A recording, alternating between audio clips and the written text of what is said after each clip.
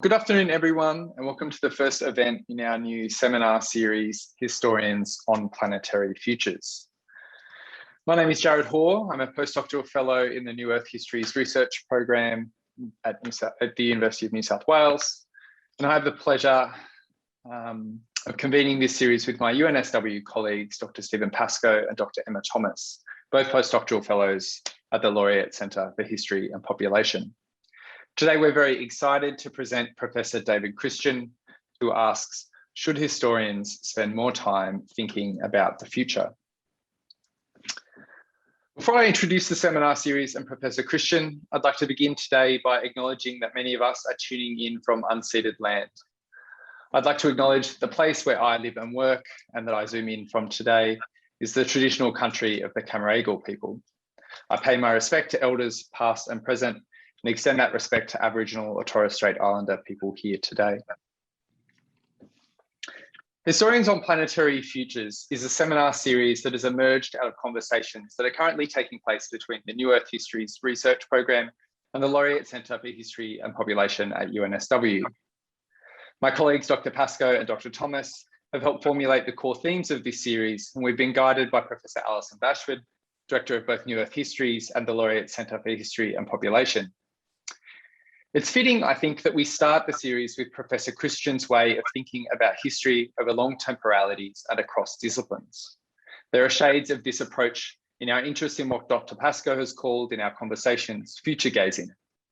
Future gazing has gripped many people, both in the past, when humans have considered their fate of their own contingent worlds, and in the present, when looking forward has become an insistent or urgent feature of our reckoning with climate catastrophe.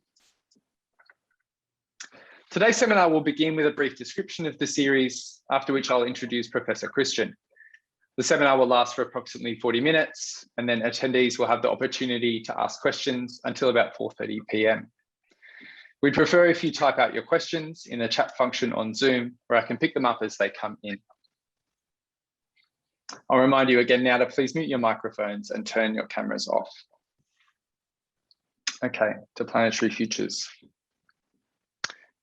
So we're all aware that the future of the planet is an overwhelming problem, which stretches and confounds the limits of human conception. In our climate change present, attempts to confront this topic have swelled with an understandable sense of urgency and a compelling ethical force.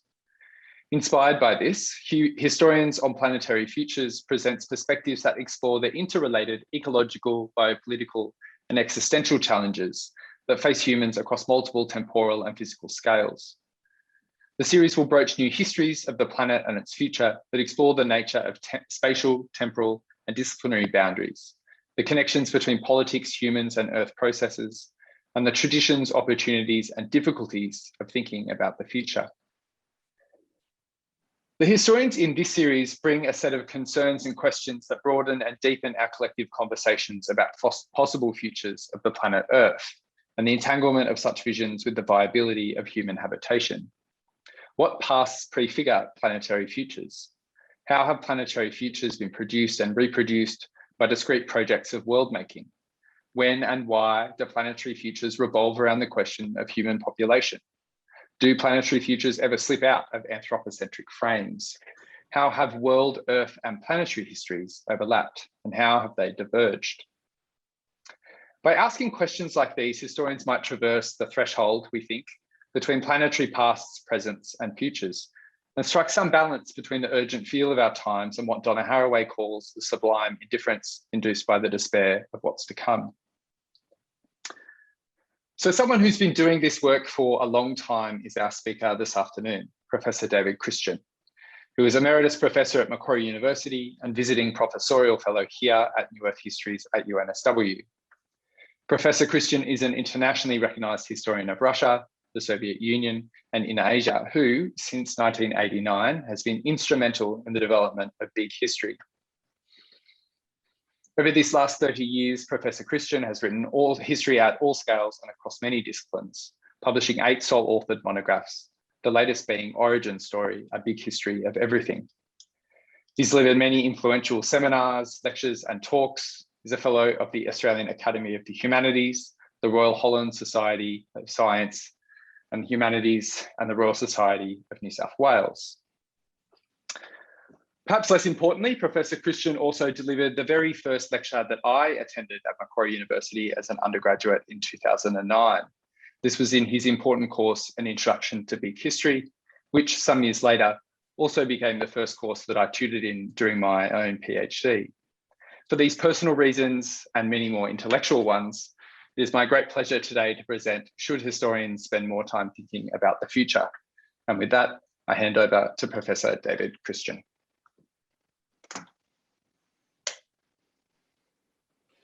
I thank you. Okay, I'm unmuted and you can see me, and I'm going to switch over to this screen. Okay.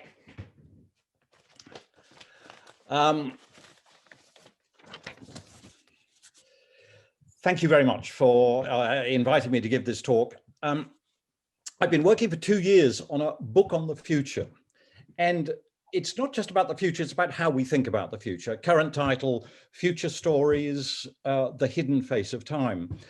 Now, I do hope that what I say is of interest to historians. What I'm going to do is, this is really a first kind of canter for this manuscript, which I'm doing the final proofs of right now. I'll summarize some of the book's main arguments. It's persuading, because writing the book has persuaded me that though at present there's very little contact between those who study the past, historians, and those who study the future, I've come to think that that is a real shame. Historians have a huge amount to gain, I think, by thinking more seriously about the future and what it means to think about the future. As I began working on this book, I was looking for books that were sort of introductions to future thinking, and frankly, I couldn't really find any. So I ended up trying to write the book that I wished I could find, that I wished I could have found somewhere else. I also became very interested in the history of human future thinking, how humans have thought about the future in the course of human history, as a sort of complement to historiography. In historiography, we study how we thought about the past. I've become very interested in how humans have thought about the future. So in this talk, I'm going to use this phrase future thinking to include many aspects of our thinking about possible futures. And that is true even though most future thinking takes place below consciousness, below decks. Most, as I'll argue later on, takes place really at the cellular level and the biological level of our bodies. The future thinking that goes on in our conscious minds is a kind of executive level thinking. Okay, now, why should a historian take the future so seriously? Let me quote Collingwood on why historians should not take the future seriously. This is Collingwood. The historian's business, he thundered, is to know the past, not to know the future. And whenever historians claim to be able to determine the future in advance of its happening, we may know with certainty that something has gone wrong with their fundamental conception of history. So that's the line of argument that I'm pushing against. And it's a line of argument that I suspect still many historians accept today. I've got immense respect for Collingwood, but I'll argue that he was wrong on this. Let me explain how I became so interested in future thinking. It's partly because I'm a Russian and Soviet historian, and I was fascinated watching the collapse of the Soviet Union that so few of my colleagues really had seen this coming. But more importantly was an experience in the early days of teaching big history courses at Macquarie. I think it was probably 1990 or 91. It was a huge experiment, and we were all pretty daunted by the experiment of teaching the history of everything. So we didn't even think about teaching the future. And that meant that the course in the first 2 or 3 years ended right in the present. The final lecture was about the world today. And after one of those lectures, one of our best students came up to me and she said she'd enjoyed the course, but, and of course I was waiting for the but she said, if you've looked at trends over 13 billion years, how can you stop on a dime in the present? You have to look at the future, because some of these trends are pointing to the future. And she said, and it's our future we're talking about. And I felt like bashing myself on the forehead. Of course she was right. And ever after that, when in teaching big history and in writing about big history, I've included final sections on the future. Actually, what we did the first time we included one was David Briscoe, who gave the wonderful lectures on biology, said, okay, let's wing it. Let's not over prepare, because after all, we really don't know what's going to happen in the future. So he said, let's toss a coin in front of the students, and one of us will be the optimist and one of us will be the pessimist. And we'll argue to and fro, and we'll have just one microphone. So we'll have to sort of hand it back and forth to each other. And that meant that the lectures were fun, whatever else they were. But since then, thinking about the future has become a very serious part of my thinking about big history. And this question, can you separate the past from the future if you're dealing with very long trends, has become central. Let me describe the structure of the book that I'm writing at the moment. 4 parts. The first part, chapters 1 and 2, is really about philosophy of time, the science of time, the theology of time. It's about systematic thinking about time and the future. Part 2 is really about the biology of future thinking. What happens at the cellular level? How do cells make probabilistic estimates, and pretty good ones most of the time, about what is likely to happen? The third part, chapters 5 to 7, is really about how humans have thought about the future in 3 eras. In what I'm beginning to call the foundational era, that is to say, the era often known as the Paleolithic, up to about 10,000 years ago, and then in the agrarian era, and then in the modern era. And then finally, the final parts of the book actually try to look at possible futures at scales of 100 years, several thousand years, and finally the rest of time. So that's the basic structure of the book. Now, I'm going to focus in this talk on parts 1 and 3, though I'll touch very briefly on the other parts. So part 1 is on the philosophy of time. When I really got into this, I began to realize that the philosophy of time and the future, the question, what is the future, what is time, is deeply, deeply mysterious. And it's full of strange, metaphysical, creepy crawlies. The simplest way into all these problems is through a very, very common metaphor in a lot of the thinking about time, or rather 2 metaphors: time as a river and time as a map. So time as a river, here's a sort of diagram of time as a river, which is often known as A-series time in deference to a famous article in the early 20th century by a philosopher called McTaggart. He called it A-series time. A-series time is dynamic, it flows, the past is visible, the future is dark. This is time as we normally experience it in our daily lives. The trouble is, for a philosopher, the idea of time as a flow is full of paradoxes. One of them is this: where are the future and the past when we're in the present, in the now? St. Augustine, who wrote brilliantly about time in the marvelous book 11 of his Confessions, wrote sarcastically, where are the past and the future when we can't see them? Do they exist, he asked, in the sense that when the present emerges from the future, time comes out of some secret store and then recedes into some secret place, when the past comes out of the present? Now, it's because of these paradoxes that many philosophers prefer the alternative view of time, the idea of time as a map. That is less intuitive. It doesn't fit as well with our actual daily experiences, but it avoids many of the paradoxes. So here's time as a map of the world. Now, of course, this is a 2-dimensional map of a 4-dimensional object. And when you're thinking about time as a map, you're really thinking of what William James called block time. That's a 4-dimensional entity that includes everything that's happened or will happen in the universe's lifetime. This is the view of time, if you like, from the gods. But B-series time also creates difficulties and paradoxes. Here are two of the crucial ones. Block time seems to steer us towards an extreme form of determinism, towards the idea that everything that has been and will be is already fixed in some sense in block time. It's frozen in block time. And the second paradox is that, of course, on a map, you can move in any direction you want. So there seems to be no arrow to time in B-series time, the idea of time as a map. Fortunately, there are ways out of these paradoxes.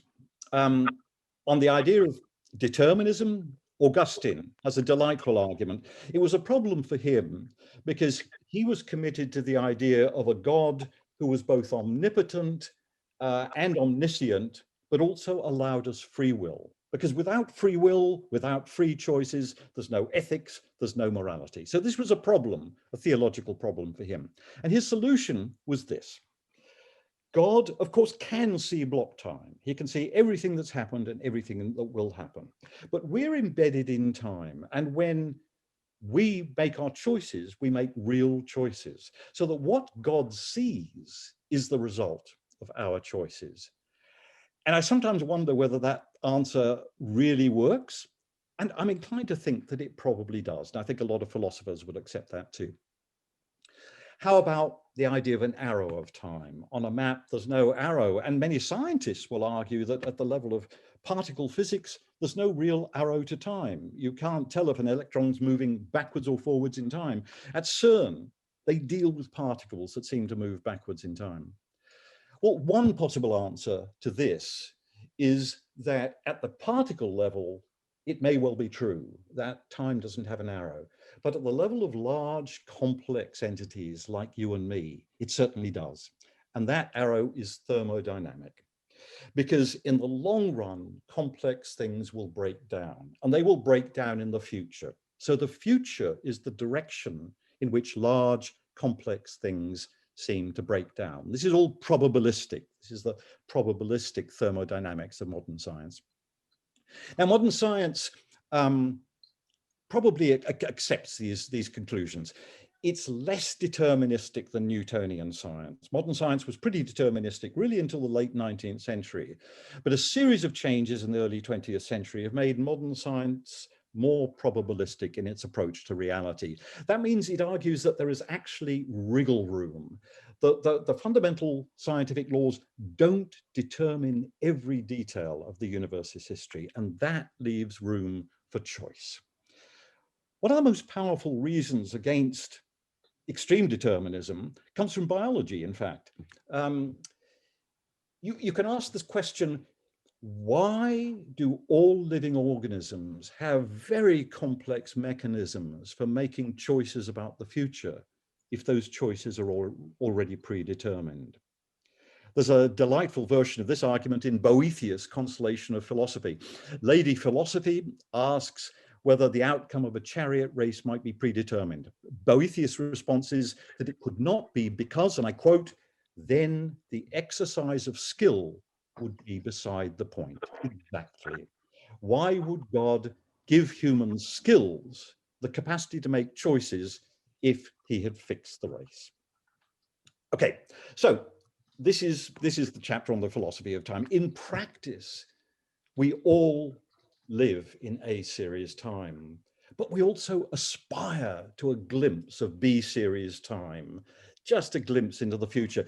There's a wonderful image for this in the Bhagavad Gita. If you remember the Bhagavad Gita, Arjuna is on the verge of a huge battle, and he sees in the opposing forces friends and relatives. And this is really boring. Let's go play. Former teachers. Sorry, I heard a voice. He sees former teachers, and he's terrified about what's going to happen. He asks his charioteer, who turns out to be the god Krishna, to create a sort of timeout, to stop time, so that they can discuss what's about to happen. And Krishna who of course sees block time as a god, gives Arjuna a tiny glimpse of the future. And that glimpse is enough to calm Arjuna's nerves. And eventually Krishna says, do not be troubled, but strike. So this is the situation we're all in. We're embedded in A series time, but we're constantly looking for a glimpse of B series time. Chapter 2 of the book is about what I call practical future thinking. How we actually deal with the future. Einstein showed in his remarkable 1905 article on special relativity that time is not an absolute quality of the universe, as Newton had supposed. It's relative. How time moves and how it flows depends on where you are and how you're moving. It is relative. So as the great historian of time, the sociologist Norbert Elias writes, Einstein showed that time is actually a relationship. It's not absolute. What the future is, how time flows depends on who you are and when you are. So the rest of this chapter tries to tease out some fundamental principles for thinking about time. And in a seminar to historians, it's really worth noting that the principles of thinking about the future are very, very different from those of thinking about the past. And this is partly why Collingwood was so unhappy about the idea of historians thinking about the future. Let me just try and list what seem to me several of the crucial basic principles. The first is that there are no facts in future thinking. Collingwood hated this. He said, there are no documents. How can we think about the future? I know the date of my birth because that's in the past, but I don't know the date of my death, which is in the future. That's the first principle. There simply are no facts. Secondly, all clues to the future or hints about the future actually lie in the past. Now, this is deeply paradoxical. I say I will die because every organism in the past has died. This fact makes it bizarre that historians and future thinkers don't work together because all the raw material for future thinking lies in the past, which is where historians work. So to think about the future, you have to use what I call the Nasreddin Hoxha strategy. I don't know if any of you know about Nasreddin Hoxha, this wonderful Turkish folkloric holy fool, perhaps you could describe him as. There's a story about Nasreddin Hoxha that he lost his wedding ring in the basement of his house, and the basement was very dark. So he's searching for it and can't find it. And eventually he leaves the house and goes into the street and starts searching under a street lamp. Now, a friend says, why are you searching under the street lamp if your wedding ring is actually in the basement? And Nasreddin Hoxha says, because that's where the light is. Now, if you think about it, this is actually a strategy we all use in research many, many times, but it's fundamental to future thinking. You look in the past to try to figure out the future. Thirdly, a third basic principle. Predictions can shape the future. What we think about the future can shape the future. Now, as far as we know, this is not true of history. What we think about history may change how we think about the past, but it won't change the past in any meaningful sense I know of. But what you think about the future can change the future. Our understanding of climate change may well affect policy in coming years, and that may change the fate of climate change. So that's another crucial difference between future and past thinking. And finally, how do you think about the future? Well, there are two main devices. One is you consult with other people or you consult with the gods. I'll come back to that later, but the main one is what I call trend hunting. You look for trends in the past that may project into the future and may be regular enough to allow confident prediction. So I predict with great confidence that I will die on the basis of trends in the past. My confidence is based on a leap of faith. It's inductive logic, not deductive logic. There's no guarantee that this will happen, but it's the leap of faith of all inductive logic that we use in future thinking. So the faith that past trends will continue into the future. Now, it's not just a leap of faith that's involved.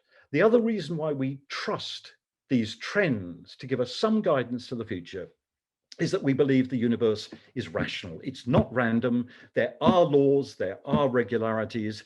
So it is a reasonable expectation that trends in the past will continue to some extent into the future and may provide us with some guidance to the future.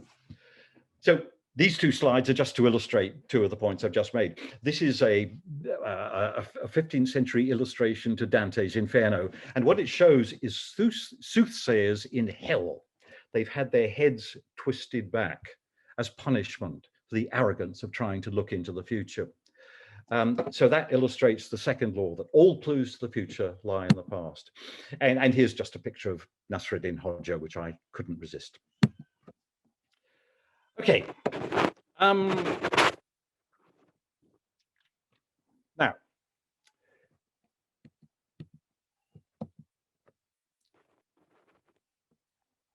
where are we? Okay.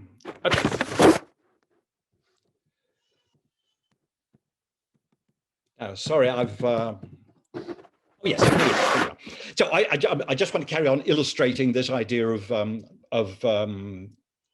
trends in the past. So that means it's very important to look at trends and to become a connoisseur of trends in the past, something historians ought to be good at.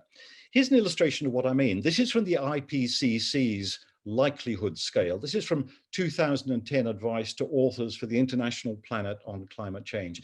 And it suggests that they think of different types of statements as having different degrees of likelihood. So if you think your statement is 99 to 100% probable, you can describe it as virtually certain, and so on.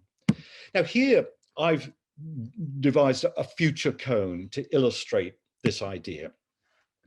And it's very simplistic, but it simply captures the idea that different domains of regularity are characterized by different domains of reality are characterized by different levels of regularity and predictability. So for example, here we have what I call the probable domain.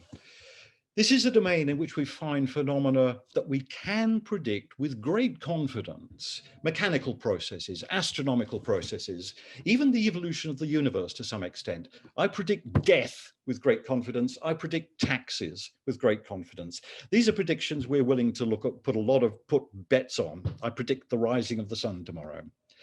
Here's a second domain is of plausible, the plausible domain.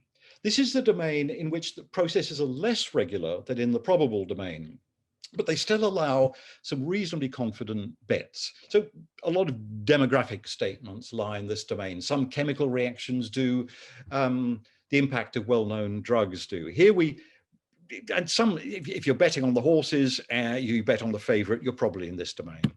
Then there's the possible domain. This is the domain of things that we know are likely to happen, but really we can't see terribly regular trends. So betting on them is very risky. The future of technology, the evolution of biological species, winning the lottery, and finally, the preposterous zone. Things that could well happen, but we really haven't a clue whether they will. So in thinking about trend hunting, it's very important to have a sense of different domains of regularity. And of course, in trying to say something plausible about the future, we're looking above all for regular trends. And the other thing about trend hunting is you must be aware that trends have different shapes. They evolve in different ways. So very crudely, some evolve as straight lines, some as exponential growth, some as S-curves. A lot of demographic trends evolve as S-curves, some as waves. One of the most interesting is a trend I call punctuated equilibria, which I'll come back to in a minute.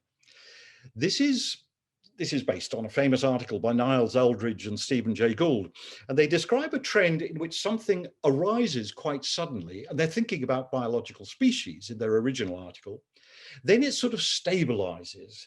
And then for a long period, it will kind of wobble, and then eventually it will collapse. And this is a trend, as I'll argue later, that you see at many different scales and in many different domains of reality. Okay.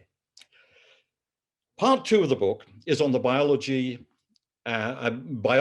of future thinking,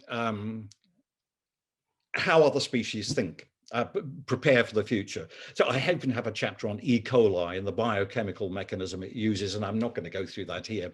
And then there's one on how macrobial organisms, multicellular organisms like you and me, how our bodies prepare for the future, anticipate likely futures. How do trillions of cells collaborate to think about the future? And again, I won't go into that here. Chapters 5 to 7, part 3 of the book, are how human future thinking has changed in the course of human history. Let me talk briefly about that.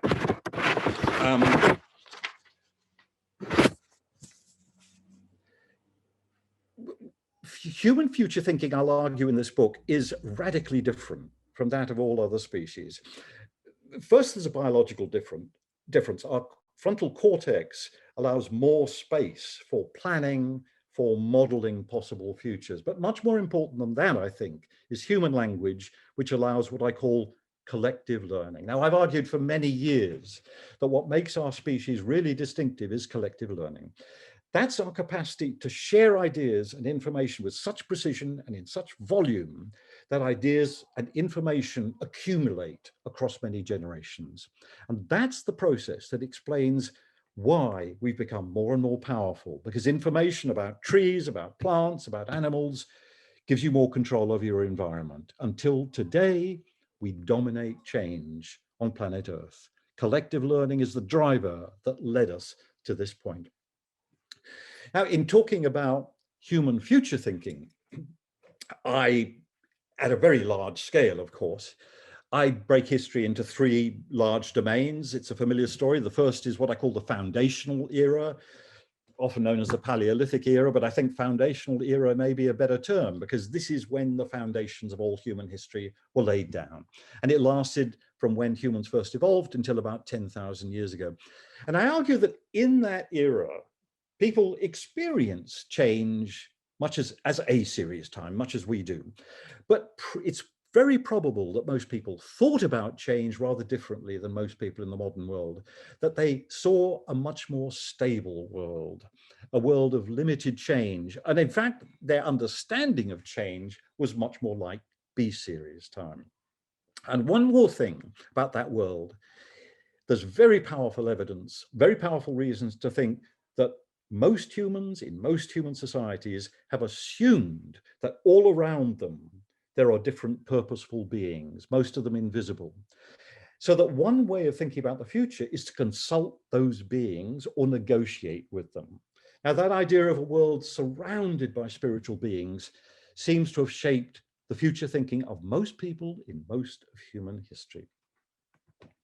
I think there's probably a good neurological basis for this. All brainy organisms distinguish between living things and non-living things, and it's a very important distinction. Is that a log I'm seeing in the reeds, or is it a crocodile? You need to be able to make the distinction. And if you're going to make an error, it's better to err on the side of thinking it's a living organism, because that's a less dangerous mistake to make than missing the fact that it's a living organism. So what this means is that there's good reasons to think that our neurological systems prefer to err on the side of detecting purposeful beings, even if they aren't there. And this may be the neurological basis for what 19th century anthropologists call animism, the belief that we're surrounded by forces and spirits and gods of many kinds. Now, the second era of modern human future thinking is what I call the agrarian era. And there are 2 things we can say, large generalizations we can make about this era. First, divination, using contact with the supernatural world to think about the future, was universal. It was universal. But having said that, it's also clear that there's a growing division between what we can call elite future thinking and popular future thinking. And elite future thinking was often the future thinking of powerful people who had to think about the futures of millions of people. And that forced them to look for larger and more universal principles and regularities and trends that might help them think about the future. And this tendency, which is very powerful and which I describe in great detail in this chapter, is, I think, at the root of what Weber would call disenchantment. And it lies behind many aspects of modern science. In the third chapter on human future thinking, I talk about the modern era. And there, the crucial idea really is that modern science dispenses with most of the magical world. So I take up Weber's idea of disenchantment. Modern science presumes a mechanical world, and a mechanical world makes prediction much more possible because you've got rid of all the capricious beings who could have messed with general principles, such as Newton's laws of motion. In the modern era, we developed a whole series of new ways of dealing with possible futures, and I described four. First, we got better at understanding causation. Understanding how things work is a very powerful way of predicting, and understanding causation lies behind most of the fancy technologies of the modern world. Secondly, we learned about or devised the mathematics of probability, and that gave us the power to deal with more precision with statistical processes, probabilistic processes. Thirdly, we accumulated vast amounts of information about significant trends in the past. This information, which Ian Hacking describes in The Taming of Chance, meant we could see trends, we could see them with more precision, and we could use them to predict with more precision. And so no wonder statistics is immensely influential in modern future thinking. And finally, the IT revolution of the 20th century gave us an enhanced power to handle lots of information and to analyze it in complex ways and to model possible futures.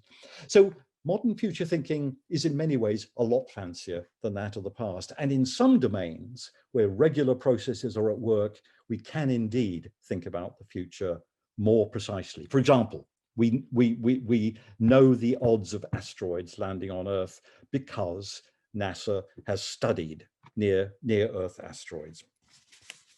Okay, now in the final part of this talk, this is a quote about disenchantment. I think I've already made the point. Now, in the final part of this talk, I want to talk about, I want to get more speculative.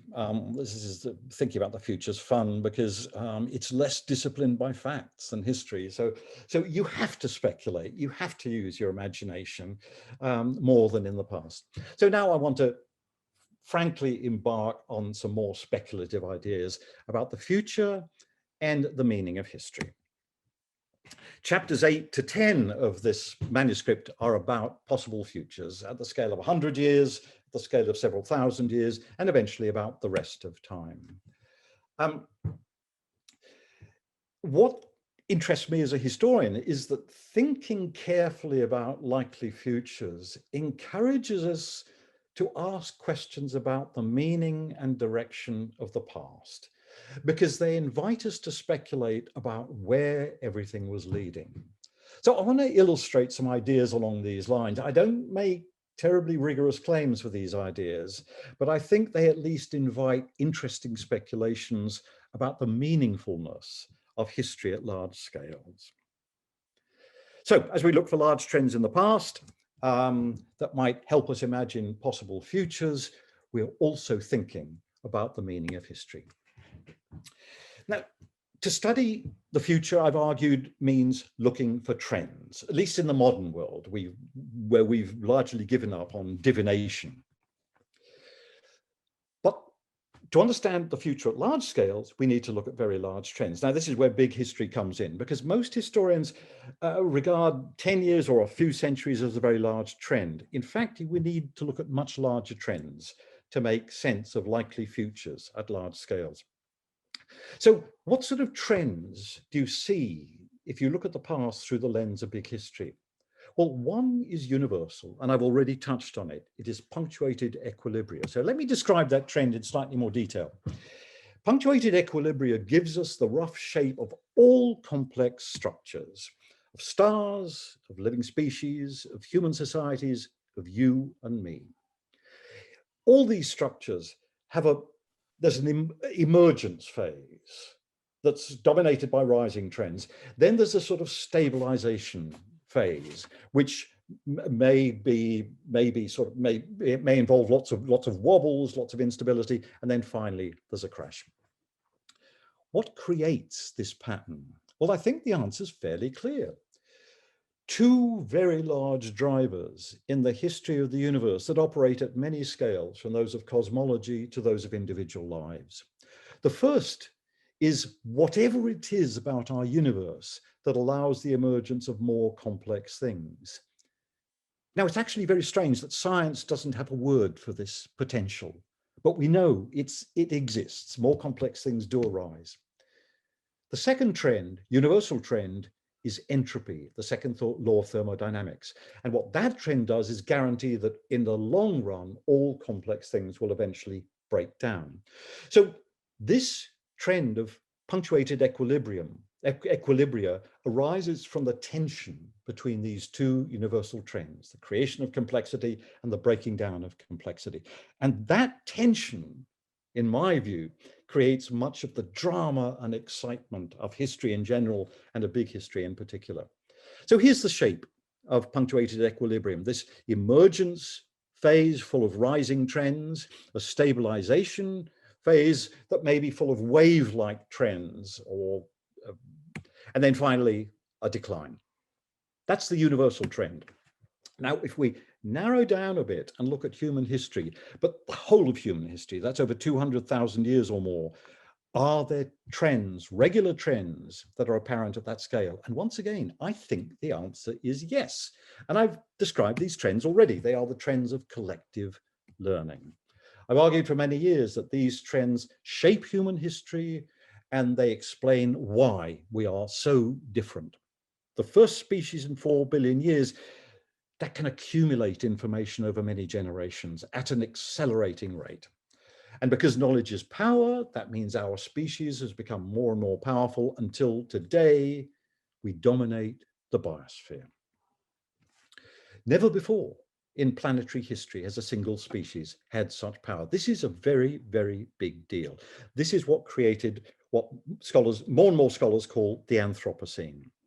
Now, it's the result of long rising trends in human history. I'm not going to spend a long time on them because they're all very familiar. Here's the trend of population growth. I could actually extend that trend over 200,000 years, and the long trend would be a rising trend as humans spread around the Earth during Paleolithic migrations.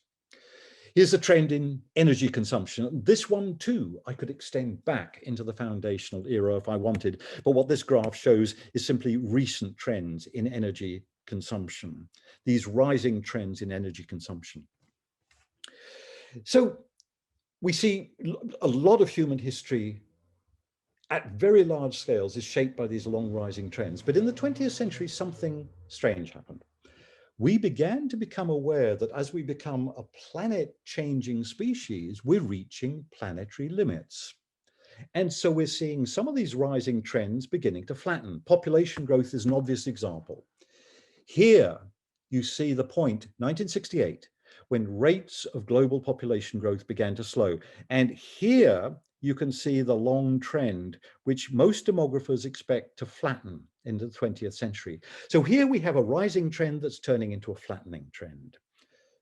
Growth in GDP may be another trend of this kind. And here's a graph showing declining rates of growth in GDP since the 1960s, despite the massive growth in India and China. There are other trends which show no signs of flattening spontaneously, but which we must flatten to avoid disaster. And one of the most obvious of these is carbon dioxide emissions. Now, this is actually a fairly new trend, one that really only goes back a few centuries, but the acceleration is enormous in my lifetime. Okay, so what we've seen is rising trends that are often described as growth, that give a sort of large shape to many aspects of human history, but now we're beginning to see flattening trends. So let's combine these two trends, the universal trend and the human trend of collective learning. And I think the results are interesting. If we look at just the rising trends, this is where we are in human history after 200,000 to 300,000 years. This is now, and it's where we are is the result of many rising trends. So this is history so far. If we want to figure out what is the meaning of history, it's tempting to think that history is a story of never-ending growth. And that's how many historians have thought of history until quite recently. But now let's put these two trends together. We could be watching, and I believe we are watching, a trend that's going to flatten, or many trends that are going to flatten. And that flattening is something we've seen before. It's the period in which the emergence of something new turns into a stabilization phase. If this is right, if this speculation is right, then future history is going to be in many ways more stable than past history, maybe for centuries, maybe for thousands of years, maybe even for millions of years, as a new stable entity emerges that will eventually collapse, of course. What is that stable entity that's emerging? And what is that stable entity that may have been the end result of most of human history? Well, I believe we can describe it. It is a conscious planet, a managed or conscious planet. By a conscious planet, I don't mean that everything in the planet is conscious. It's conscious in the way our bodies are conscious. They used to say most processes take place below thought, but the big executive decisions are taken after conscious thought. We are now at a stage when the big decisions on the future of planet Earth and the biosphere will be taken as a result of the conscious thought of human beings. This is a new type of complex entity that seems to be emerging. Now, there's no guarantees that the birth will be successful. We could fail. There are many scenarios under which we fail. But if we succeed as planetary managers, it could be that we are now at the cusp of this turning point in human history where we're seeing the emergence and stabilization of a new phase of human history that is built around our management of a conscious planet. I grant this is speculative, but I simply give these ideas as an illustration of how thinking about the future can suggest ways of thinking about the meaning of the past. If I'm right, this is where a lot of human history has been pointing towards. Martin Rees captures a sense of how profound is this moment in human history. Our Earth is 45 million centuries old, but this century is the first in which one species, ours, can determine the biosphere's fate. If this is right, we live at a hinge point in human history. Could the stakes be higher? I don't think so. A hell of a lot is at stake and will depend on what we humans do in the next few decades. The future of my grandchildren is at stake, and these are pictures of my grandchildren. Little Sophia, who's just 5 months old and who lives with us here, and who you might have heard in the background, and Evie, Rose, and Daniel with my son Joshua. The future of humanity is at stake. That future could last for millions of years, or it could crash and burn tomorrow in the next century or two. The future of the planet is at stake. The future of millions of other species in the biosphere. We're driving many to extinction already. Their fate will depend on what we humans do. And finally, this is an event that has galactic and cosmological significance. The future of a new complex entity and a conscious planet. Are such things common in our galaxy or in our universe? We really don't know. If it's unique, then what's happening on Earth right now is immensely important. I thank you for your attention.